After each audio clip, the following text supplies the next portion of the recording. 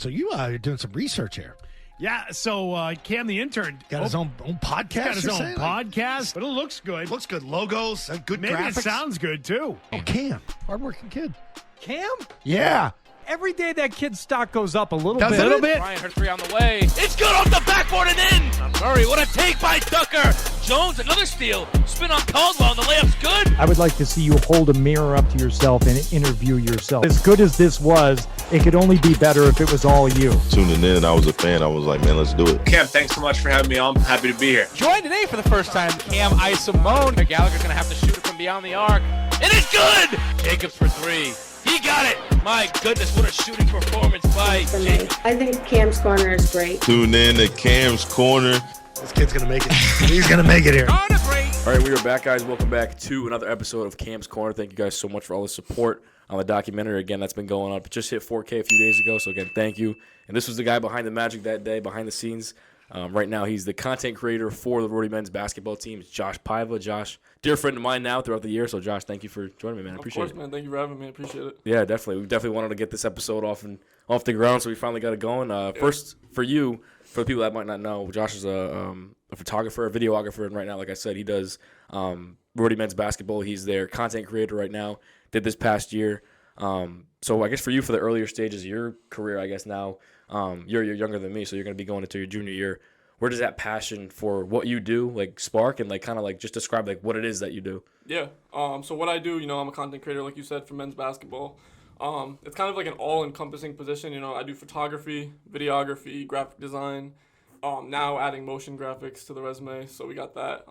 So that kind of includes game day graphics, highlight reels, all that stuff, all that personal content. The passion for that, though, stems from just, loving sports my entire life. I played sports since I was 3 years old, love soccer, basketball, football, everything. But, as most of us who love sports, only so many of you get to go professionally and, keep the dream going. So, I think for me, this is my way to stay involved with sports and, always have that direct connection, always getting to be on the sideline or be in the locker room or, just having that personal connection. It's, I couldn't be any more grateful. Yeah, we're going to talk about that too. I think that's like the coolest thing about being in sports is like being in the locker room, being like right there. Like I remember you telling me a few games, like either after a loss or a win, you're like the first person to jet in the locker room. And like you're right there when someone's hyped or someone's, down after a loss or whatever. But 100%. As far as like high school, obviously kind of figuring out what you want to do and things like that. Just kind of talk about, like I said, like kind of where that mindset sparked where you're like, all right, this is what I kind of want to do going into college and like when that kind of started off for you. Dude, I had no idea what I wanted to do. When I was in high school, like, I guess like my junior year, senior year, like I started doing like some graphic design here and there. Like I would just be doing stuff for myself. And I had my Instagram account was actually, it's Paiva Visuals right now. It used to be Paiva Design. It was just graphic design stuff. I used to do vector art, which I don't know if you know what vector art is, but just like little illustrations here and there, and I would put them on phone cases and sell phone cases. I stopped with that. Can't talk about that, but I stopped with that. Was that like freshman, sophomore year, or like? That was actually like junior, senior year.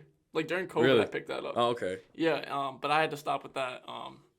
But going in, when I was applying to colleges, I wanted to be a physical therapist. So physical therapist, athletic trainer, again, still like wanting to stay in that sports realm. But, I always had like graphic design in the back of my head.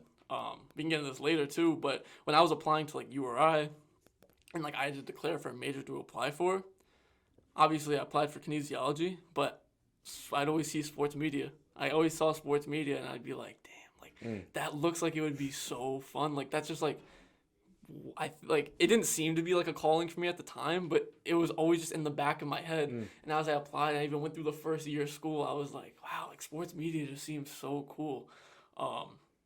But yeah, like it wasn't until, September when I was like, all right, I need to switch. I need to go into sports media. So like I said before, kinesiology in the entire freshman year. So different. So different, but yeah. So how did you pick URI? I mean, was there like an option to like, because kinesiology is like, it's a pretty tough subject to study. It's tough. I actually never wanted to go to URI. Really? I feel like a lot of us from Rhode Island, like we always put URI like on the back burner. Like it's always there. I applied to like 9 schools. I was fully convinced I was gonna go to Emmanuel. I didn't even know what I was gonna do there. because they didn't even have a kinesiology program. I was going to try to walk on and play soccer there. Wow. But, that it wasn't in the cards anymore. Yeah. So just, being able to stay in the state, stay close to home, and in-state tuition, that kind of was just like, all right, URI might just be the best option for me. And then choosing kinesiology, I thought, physical therapy, like I love to help people. It would be that thing that would keep me related into sports or like the athletic field. And also, physical therapy, it's a good pay. You get a good payday. So I was trying to think like in the terms of like paying for college and then paying off college more than like what my actual happiness would be, which I think is something that I found quite recently. Right. So for you, COVID was your junior year of high school, right? Yeah.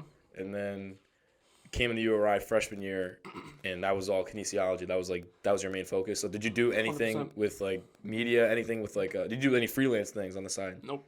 It was just all locked in with I that. did like one or two senior portraits. Really? Like, I picked up the camera for the first time like my senior year of high school, and I just kind of messed around with my friend Fran Lopez. He goes to Curry, he plays basketball. I did some shoots with him. I was like, yo, let's just go to East Greenwich. Let's go to the court at sunset and just take some pics. Did that. That kind of like, I put those on there. Got no engagement, which isn't important. I'll talk about that later. But I just kind of put them out there, and then I stopped.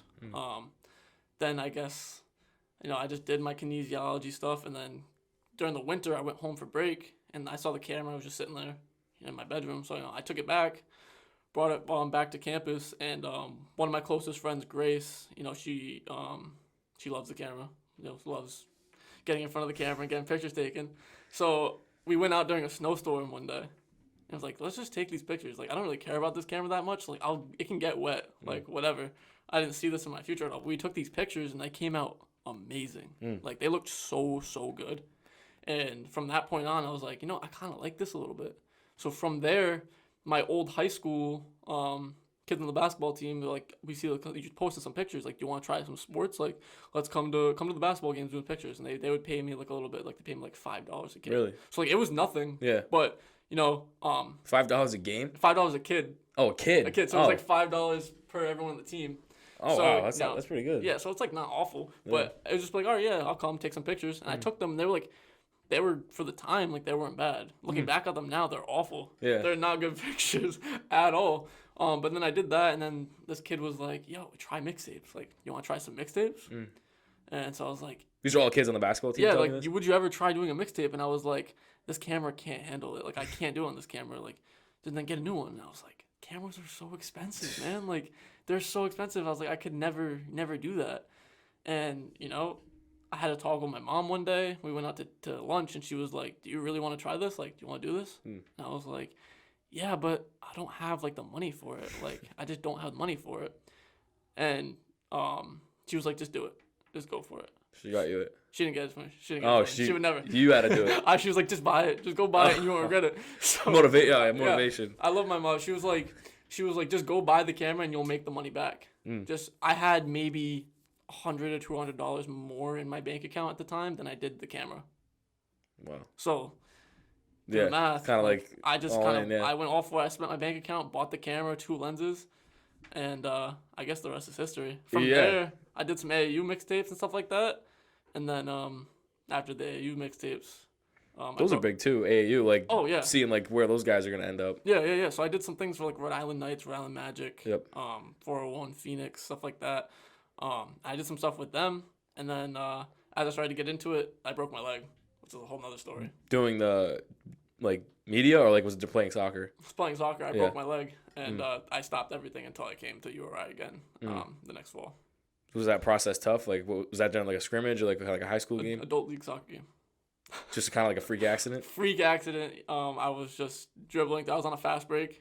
Someone passed me the ball, and the defender just didn't even try to hit the ball. Took out your legs. Kicked my leg right out. Snap.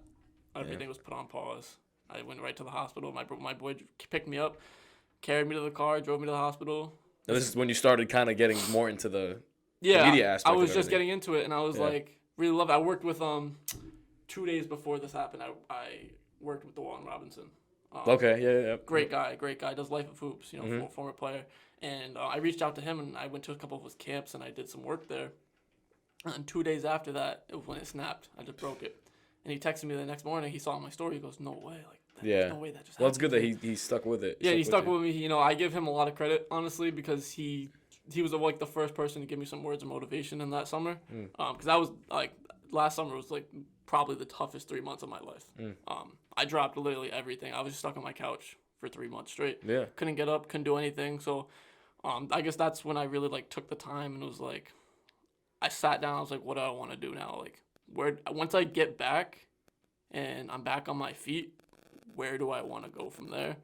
And that's when I like stuck on YouTube, and I was like looking at my camera stuff, and I was like, this camera stuff is where it's gonna go. Yeah. So I learned the ins and outs of my camera and came prepared in September to do what I wanted to do. And then we'll get into that too, like this year where everything kind of really popped off a lot for you. I mean, but I talked about it with you like earlier a little bit, like freelancing. That's kind of like what media is sometimes. Is like you freelance, you got to do extra stuff on the side, not just what the school has to offer. Yeah. To kind of branch out and build like a brand or like a reputation. For sure.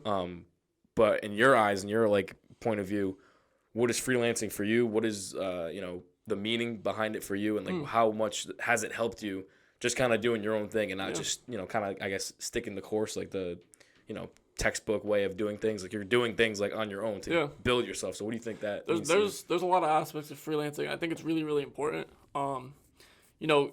In this field, like in this industry, you gotta know that nothing's permanent and everything is pretty much temporary. So you gotta be able to have the ability to, still be able to hone your skills and work on your skills in a professional setting and be able to, make money off of it at the end of the day. So that's where like when I'm not doing basketball stuff, I'm doing senior portraits, I'm doing graduation shoots. Sometimes I'm doing some commitment graphics, stuff like that. And it's really just you got to put yourself out there.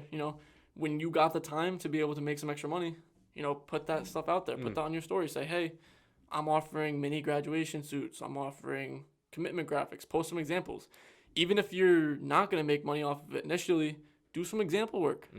Take your favorite NBA team. Take the Knicks or something and make a Jalen Brunson edit. Something like that. Put it out there that people can see your skills and see that you're capable of doing stuff. And that's the best way you're going to be able to expand your skill set and show I can do this. Like I don't get paid for this, but it's something that one I enjoy, and two, it's kind of helped to build my name up a little bit. I mean, a lot of people down at URI know me because of this, and then once I started doing broadcast with ESPN, like then everything kind of like not fell in my lap, but kind of came to fruition. Exactly. It was like he can do this, he can do Exactly. And it opened more doors for me basically. It proves your skills, you open more doors, and you get more things. Like for me personally, if you want to do graphics, I'll do one graphic for somebody. Someone like will ask me for a graphic, I'll make it, and then they tag you. That tag has so much power. Especially if that person has a big following, like. Oh my gosh, I made a commitment graphic for someone in October, right? And I feel so bad for this, but I made a commitment graphic for someone in October. I made it. They posted it. I didn't realize until like 2 months later. I'm so bad with my Instagram DMs, dude. I had like 6 or 7 different players asking me for like NFL draft commitment edits, just from all around like the country. And I've missed them completely. And to all you guys, I'm so sorry. I'm like so bad with my DMs sometimes because they get stuck in my requests and I just don't see them. But, that's again, like those opportunities arise. You just got to do it. Literally just do it. Yeah.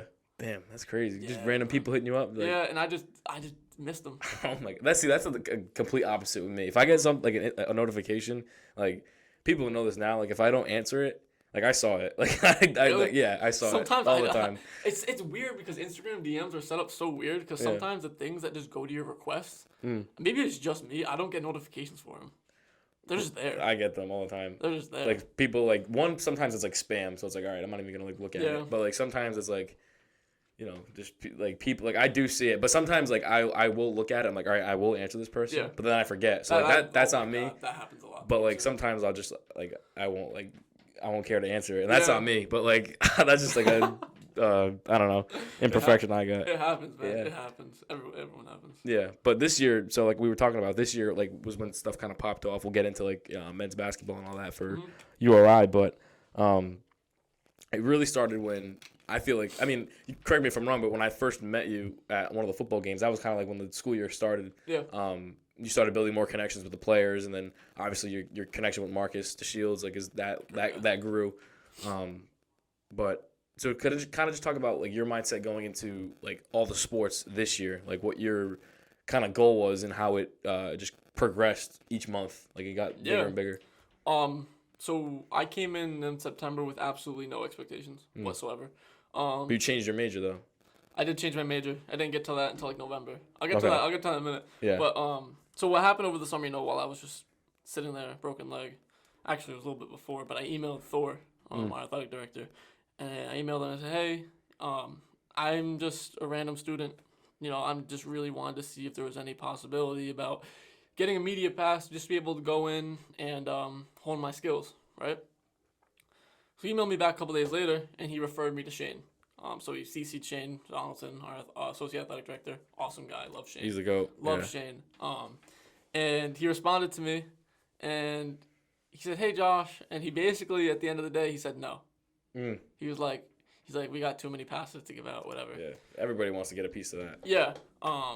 And so, but eventually, we talked about it more and kind of conveyed that, I'm just a student. I'm not trying to make money off of anything. I'm not trying to work for anybody. I'm really just trying to hone my skills. And I think that it would be a great opportunity to be able to go into football games, basketball games, soccer, whatever it may be, and just shoot.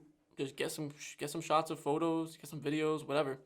And after that, he was like, "Okay, yeah, like, I'm with that completely." And he added my name to the media pass list. So then I broke my leg a couple weeks later. Whatever. Time goes by. September, I move in with my crutches and my cast and my camera and everything.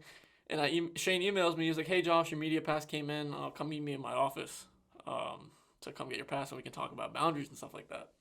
So I'm leaving my kinesiology class. I was like, "All right." I texted him. I was like, "I'll meet you in a minute, but I'm going to need you to come downstairs. I can't go up the stairs." So he's like, "All right, yeah, no problem." So I walked into through the door, Mackle. He's coming down the stairs, and he looks at me, and he's like, "There's no way." He sees me in the crutches. I was like, "Oh, hey, Shane." He sees me in the crutches. This is the first time you met him? Yeah, it's the first time I've ever met him. He's like, "There's no way you're coming and shooting." And I was like, "Oh, yeah, why not? Why not?" He's like, he asked me what happened, whatever. I told him the whole story. And so he gave me the pass. And then so the first game was that weekend against Delaware for a home opener. And I walk in, crutches, walking boot, same thing, still on 2 crutches. And I see him, and I'm like, "Oh, hey, Shane, what's up? So, like, where can I, like, stand, whatever? We're talking about the boundaries more." He's like, "Hey, man, just stand wherever you can't get hit." I was like, "All right, fair enough." I don't remember you with crutches though. I don't know why. First game, I was in crutches against Delaware. When did you come up to me? I didn't come up to you until I was off of crutches. Okay, because I was like 2 games in. Because Delaware, I remember they got hammered, right? They got destroyed. Yeah. I remember Delaware. that game. It was actually Delaware was the first game I dropped my crutches. I was Really? on them, but I still had the walking I don't boot. remember you though. I feel like I would have.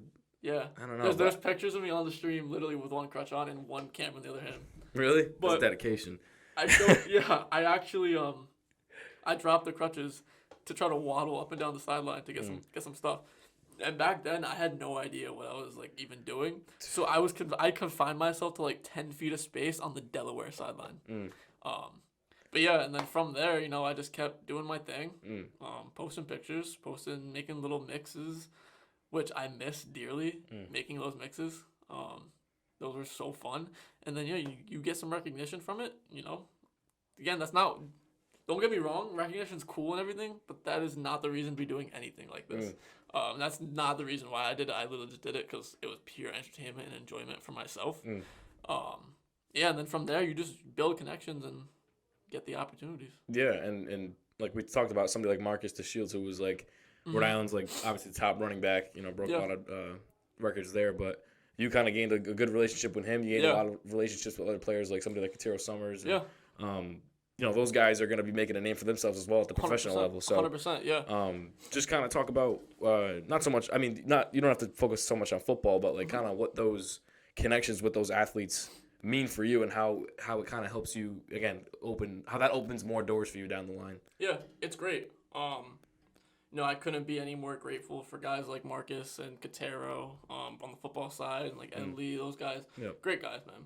Great guys. And, for my perspective, if I'm able to help them get content for their pages and stuff like that, and, help them, whether it's pictures, videos, or mixes, something like that, you get to establish like a good relationship on a personal level, and those are three guys that I consider to be like really close friends, and like apart from just the athletic world, like they're great guys, and I couldn't be any more grateful. And same thing with basketball, even more so with basketball, just because it's obviously less guys on the roster, and in my position with basketball now, being there all the time, and traveling with them and everything, and getting like eating with them and everything, like you build really really close relationships, and some of those guys on the team are like my closest friends right now.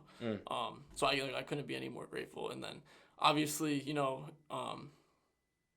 you're able to help each other down the line. When you build these relationships with athletes, obviously like you grow as they grow. So you're able to help them and they help you. It's a hand-in-hand relationship. So And it's sick too, because like you can be like one day like, and it's not even why you do it, because exactly. But it's still can't like, stress that enough. Yeah. It's not the reason to be doing anything. No.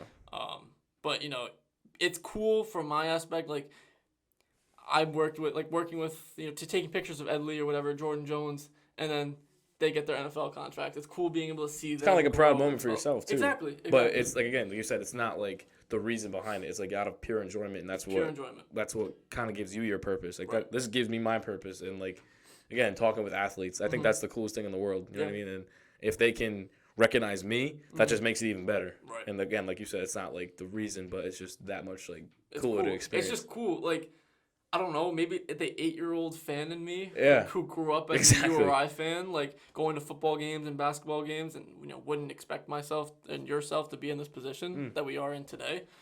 You looked up to athletes when you were little, like, and now you're friends with them and you're on the sideline with them. Like it's just cool. It's not something that you could ever anticipate or expect. Yeah, and we experienced a lot of great, couple NBA talents that came into the Ryan Center. So like that's like we'll get into that too. But That's wild.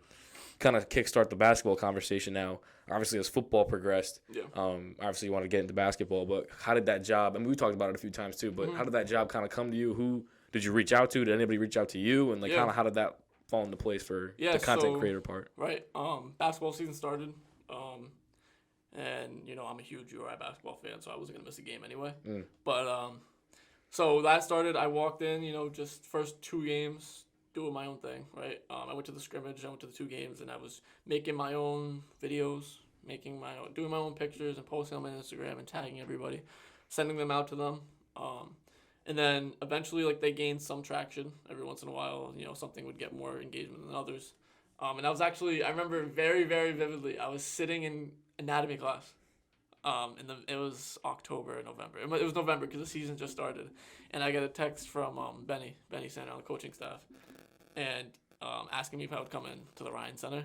I've never been so disengaged in a class ever in my life after that moment. I was putting together like my portfolio. I was putting together all this stuff. He wanted to talk about this position that I have now. Went right in there. I went right to the Ryan Center the next day, and we talked about what we wanted to do moving forward, and his visions for the social media accounts, and how I could contribute to be able to working on them. And then from there, that's pretty much how I got in. It's really just about keeping your head down. I say all the time, do your thing, not theirs. Keep your head down, do your thing, and you'll get noticed. That's pretty much how it is. All the hard work, it pays off. And I don't want to say that like I'm a vet or anything, because I'm more than a rookie than anybody else in this industry. I am so at the bottom of the food chain.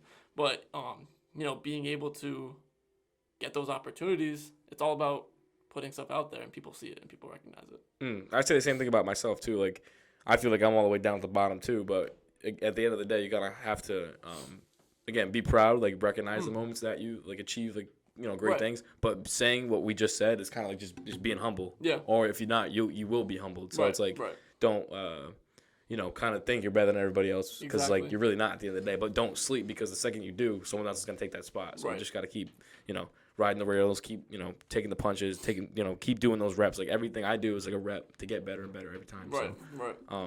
So Benny, he just kind of reached out to you like out of the blue, like because you did your own thing, and like that player recognition got you that basically. Yeah. It was pretty much just seeing the stuff that I had put out there. I had taken some great pictures of like everyone on the team. I had some great pictures of Ish, of Lou, Rory, like everybody on the team, and I was posting them out there, and kind of just wanted to see what I'd be able to contribute and what I'd be able to do. And, I couldn't be any more thankful to the entire coaching staff and all the players and managers and everybody who, trusted in me. Because at the end of the day, like, they had no reason to trust me. They really had no reason to trust me. I'm just a student coming in, like, with my camera and, just seeing what I could do. And from there, like, they just trusted me with my creative ideas. And it started from literally, my first assignment was a PC versus URI, like, hype video thing that went on Instagram. Where I just put like the history of the game in there and just kind of like hyped everyone up for it. You did that? Yeah. Oh, okay. Now, yeah.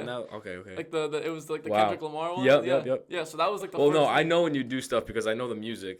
Like I can tell when you do something when I hear music in the background. It's like it's either Chance, Kanye, Kendrick. Like I can tell you did it, or like that's my big Baby thing. Keem, like somebody Baby like that. Keem, yep, all of them. Yeah. Yeah, so they trusted, and then from there, like it just kept going. So I evolved into doing highlights, and then one of my favorite things was doing the Keeney Blue jersey review before That was the sick. PC game. Yep, that was cool. I know. I actually for that. I won't even lie. I walked into the Ryan Center with $30 Walmart lights. Yeah, picked up you told me that the day before and did that with Bassie, Malik, and Ish, and that was fun. And they just kept trusting me, and I don't even know what to say. It's honestly something that like it's kind of like a speechless type thing because like. I'm just so grateful to be able to have that stuff and have people who trust me that much. It's tough to even put into words, honestly. But at the end of the day, too, like we're both students, so it's like you kind of have to balance everything. Right. So for you, what's like kind of like the pros and cons? Like what's like one of the best parts about doing it? Obviously, there's a ton of them, and then like what's like some of like the things where you're like, all right, this is it's tough to kind of one balance and two like I got to do stuff on the fly or if something's not working and things like that. Well, the best parts about doing it is just seeing. I like the factor of being able to make other people happy. I think I really discovered that after my first Jumbotron video and being able to see like reactions in the crowd and being able to see like player reactions as it was done.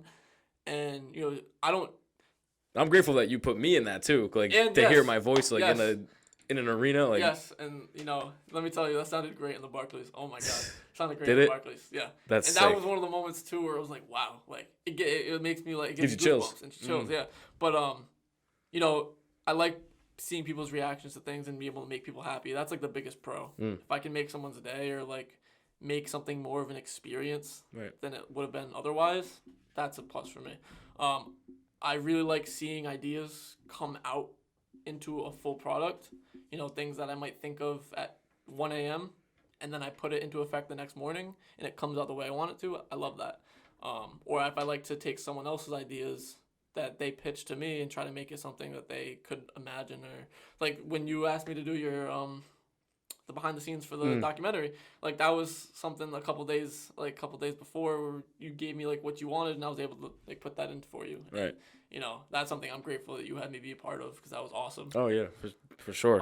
That weekend was a blur. Yeah. But again, like that stuff that you do, like that's just like attested to the person that you are. Like you're just willing to, like you said, just make people happy. I like to make people happy, and I like to be a part of things that are bigger than myself. So, yeah. So you said you like doing projects that are kind of, I guess like kind of bigger than yourself. Yeah. And kind of like that, it brings light to people, obviously. So like when you put your hardest effort into something and people see it, it's like he's taking the time out of his day to do this, that. So I guess like kind of what we were talking about earlier too. It's like pros and cons. Like that's obviously a pro. Like to see like how happy somebody is after you show them like what you put in the hard work and time and all that to make. But obviously there's cons to it, like we were talking about too. Like being quick on the fly, like you said, a few experiences that things weren't going your way. So kind of just like pros and cons of like everything that you've been doing this year, really. Yeah, I mean, the biggest pro is obviously like having the experience to be able to do things like this, and obviously, like I said again, having the ability to see people's reactions to stuff. Yeah. There's a difference between praise and appreciation. You don't do it for praise; you do it for the appreciation. But I'd say like the con of it is the speed at which you got to get stuff done, but that's also a skill to have in this industry. Efficiency is so important and so key. So nobody cares about things like, say for example, for highlights, nobody's really going to care about as much 2 days after. They're going to care about it right then and there. Oh, yeah. So when something happens, they want to see it. Mm. That's why, like, when there's a highlight, like highlights after a game, if you can get it out right after the game, great. If you can get it out the next day, great. 2-3 days later, it might not be the best unless you're preparing for another game to come through. Yeah. So, that's where, speed, getting things done. Sometimes, there's some pressure, but, pressure makes diamonds. That's super, super important to be able to handle yourself in that situation. So those are probably, like, the two biggest pros and cons that I experienced. But, like, at the end of the day, I love what I do, so I take everything and just kind of keep it all in my basket, Do you have, like, a story, like, where you think of, like, where something, like, just really wasn't working and you're, like, you had to kind of rush to do something and you're like, oh, man, this is, like... that Jumbotron video took the soul out of me. Yeah. What happened with that, actually, is when I was making it, I used Final Cut. Final Cut completely just crashed and corrupted on me. Yeah, I remember you saying that. It was due the next day because it was debuting when we played... when did it debut? VCU. Yep. It debuted for VCU. And I was getting ready. It was the day before VCU game, so when it was due, so I had to be able to preview it in the Ryan Center to make sure it all worked. And it crashed, like, as I was putting the final touch on it. So, like, I think I just put the fade out on the audio, and it just crashed, and I couldn't reopen it. So I was like, oh, my God, like, now I got to get Premiere or something. Like, I don't know what to do. I don't have the time to make this whole video over and over again because it was so many little flashes and so many little clips in there. It would take me another 2 days at least to be able to retrace all the clips. Another thing, I don't organize my clips at all. They're not labeled. They're not in folders. Not anything. If anyone who sees my laptop, you'd probably look at it and just, like, be so overwhelmed. So it took me so long, and eventually after, like, a bunch of YouTube tutorials and a bunch of videos, I finally troubleshooted it and, like, found a somehow old backup that I was able to recover. And I managed to get it done in the deadline. Like, in this industry, deadlines are so important.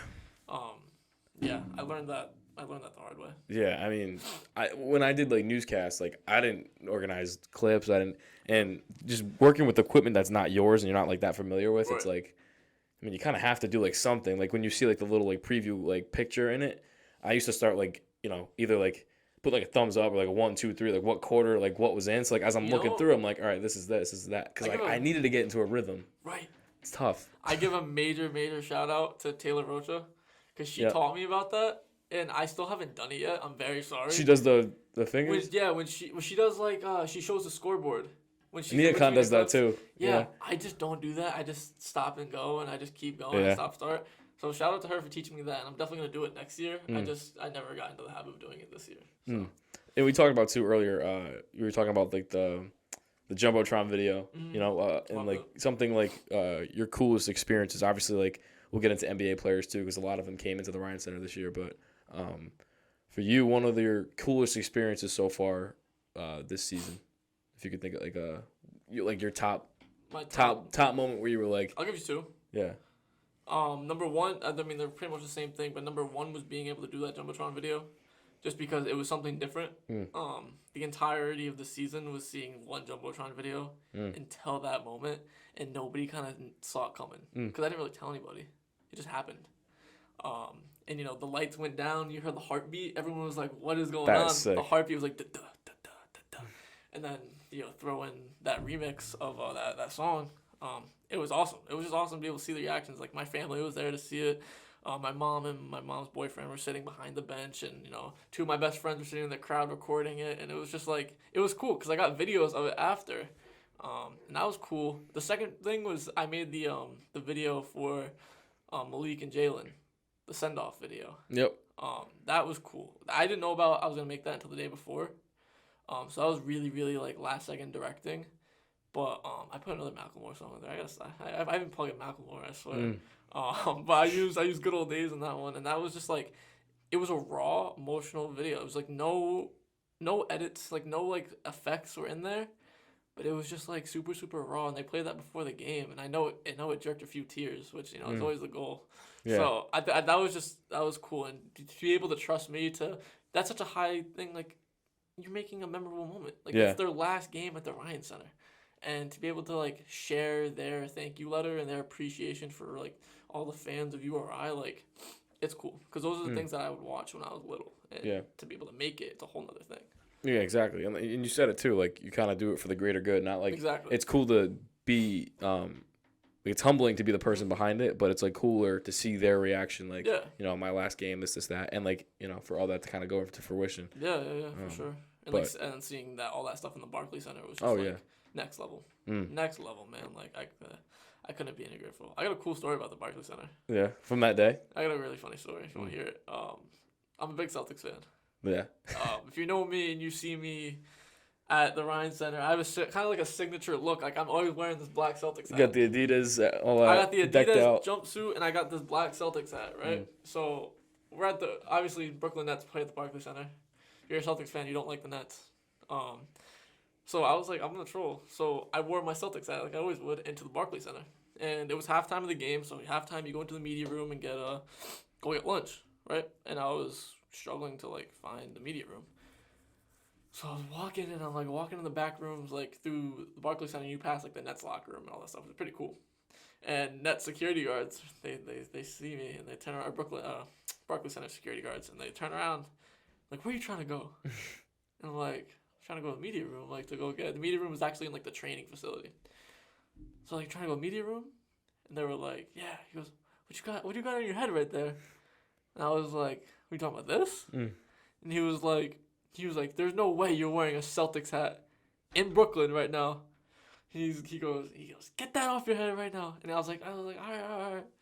And we started laughing about it, whatever. And I was like, he's like, where are you trying to go? And I was like, I'm trying to find the media room. He's like, oh yeah, around the corner, go F yourself. And I started dying laughing. It was the funniest experience that I've had, but that was so funny. I get stuff like that too with wearing Knicks things. Like if I go to an opposing game, like I've been to a few Celtics games like this year. We've been pretty close, and they were playing the Knicks. Yeah. Me and my dad wear like straight black. I'm not wearing any Knicks things. Like in a way, I'm rooting for Joe in a way too, but it's like I was New York even is.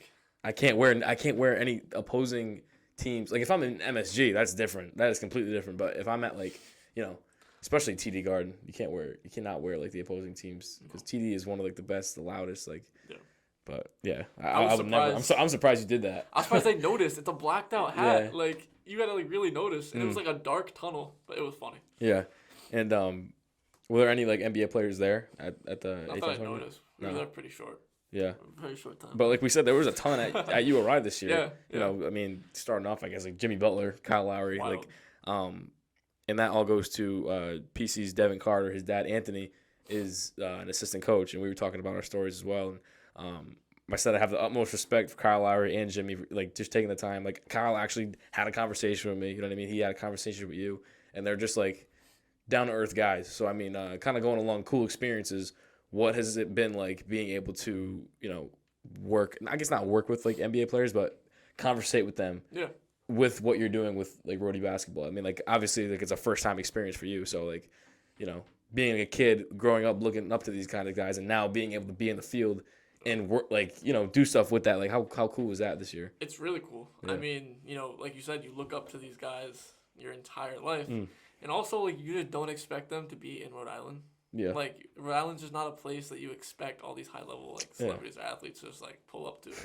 Yeah. Like when we got there and people were like, oh yeah, just like Jimmy Butler and Kyle Lowry are gonna be here. I was like, no, they're not. Like that's just not gonna happen.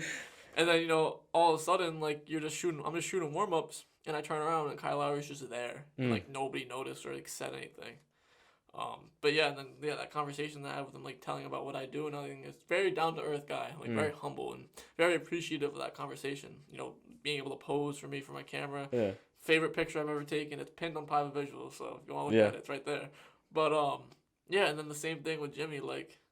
I felt bad asking him in the middle of the national anthem, like, yo, come take a pic. You take a pic with me real quick? But, he was nice enough to even say yes and do it. Like, yeah. It's little things like that, like meeting guys that you look up to in your entire life. Like, it's something that you just never imagined as possible. But it really just goes to show that, like, you put in the work. Like, it's not even like you put in the work, but you put yourself into the right situations where you're able to do that. Of course. And it's kind of crazy, just, like, how things can just come full circle like that. 100%. And, thing we were talking about earlier too is like now with the off season, intact, new transfers coming in, and things like that. Obviously like a whole new roster for Rhody, and you have with the the content creator role a new I guess, position with like directing. Like you got to direct, you know, a lot of the new transfers coming in, kind of like, you know, telling guys where to go, like what would look the coolest for you know, the content. And as well as like what's the motion graphics you're doing now? Like that's something different. Yeah, it's cool. It's something cool. So like, what's it like? You know, kind of starting something new through something that you know you didn't even expect to start at the beginning of the year. Yeah.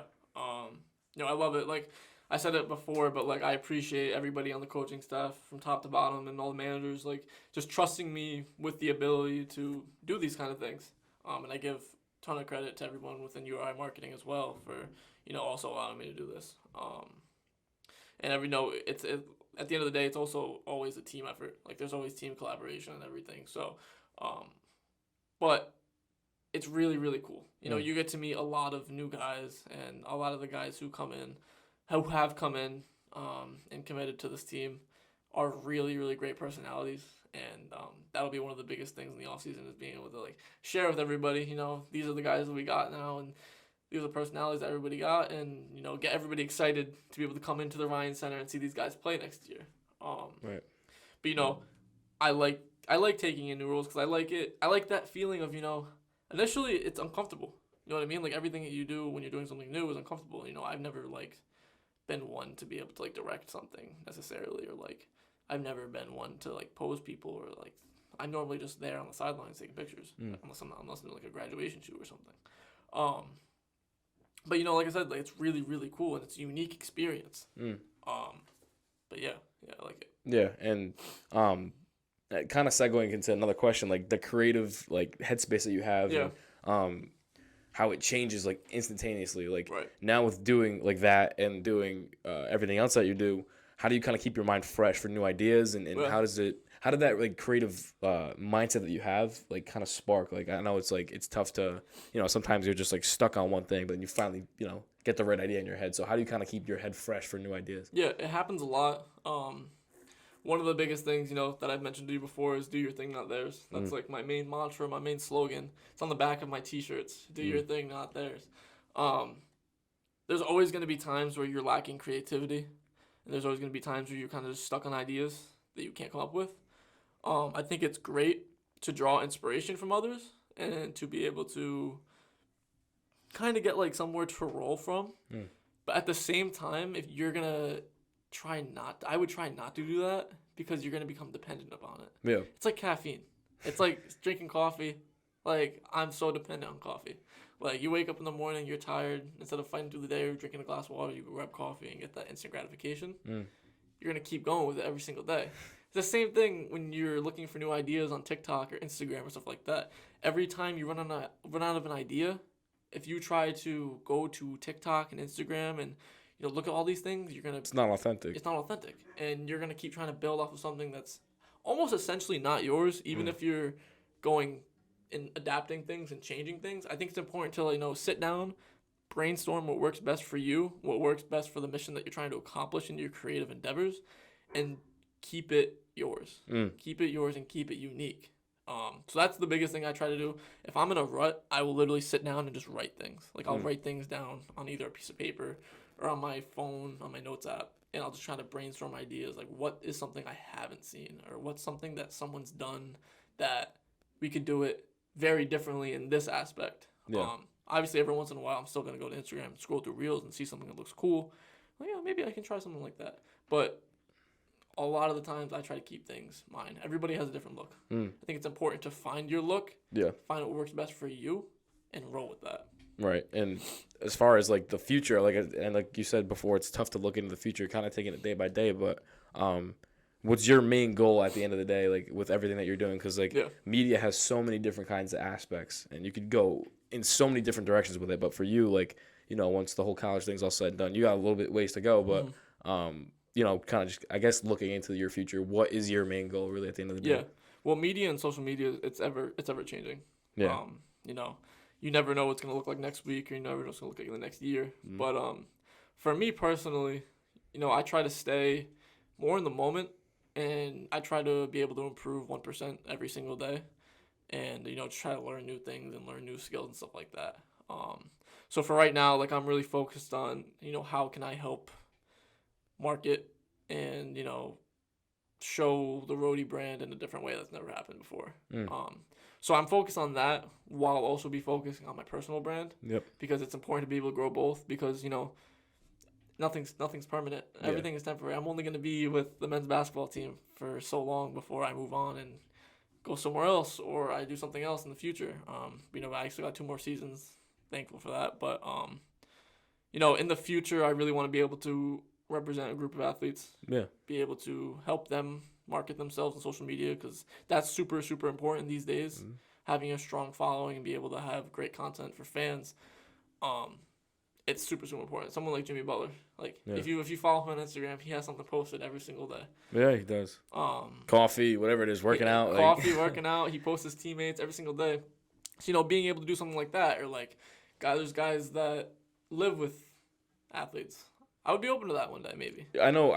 Funny you say that. Peyton Pritchard, I think it's his photographer.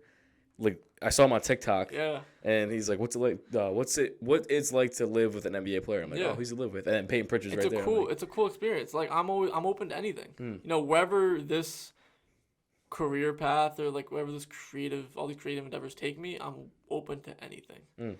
I don't plan on living in Rhode Island my whole life. I plan on honestly, like as soon as I graduate, hopefully I'm working somewhere professionally in a professional setting. And I plan to just go wherever the road takes me.